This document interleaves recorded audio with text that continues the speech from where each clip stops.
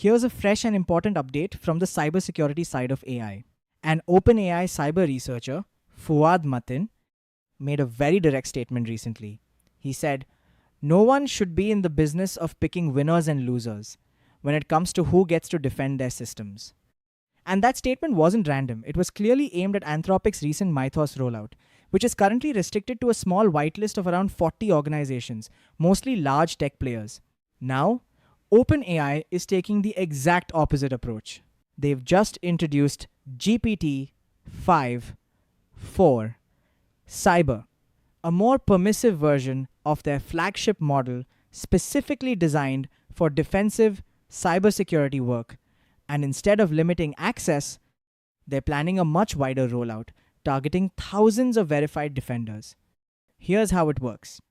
OpenAI is opening access through its Trusted Access for Cyber initiative, where anyone who passes proper ID verification checks can use the model. On the other hand, Mythos remains tightly controlled, available only to a select group of trusted partners. Now, talking about capabilities, this new model can actually reverse engineer compiled software. That means it can analyze programs even without access to the original source code, helping security analysts detect malware or hidden vulnerabilities. Fouad Matin described cybersecurity as a team sport, reinforcing the idea that defense should be widely accessible rather than restricted to a few players. At the same time, concerns around powerful AI in cybersecurity are rising.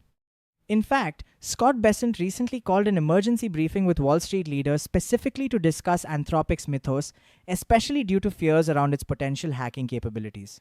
So, why does all of this matter? It's still unclear how GPT-5 and 4 Cyber will compare to Mythos in terms of raw performance and benchmark scores. But one thing is clear: the next generation of AI models is going to have major implications for cybersecurity. And what's really interesting is that these two rivals, OpenAI and Anthropic, are taking completely different approaches when it comes to access. One is opening the doors to many, while the other is keeping things tightly controlled. If you want to stay updated with the latest in AI and tech, don't forget to like and subscribe to Patch Pulse, and I'll see you in the next update.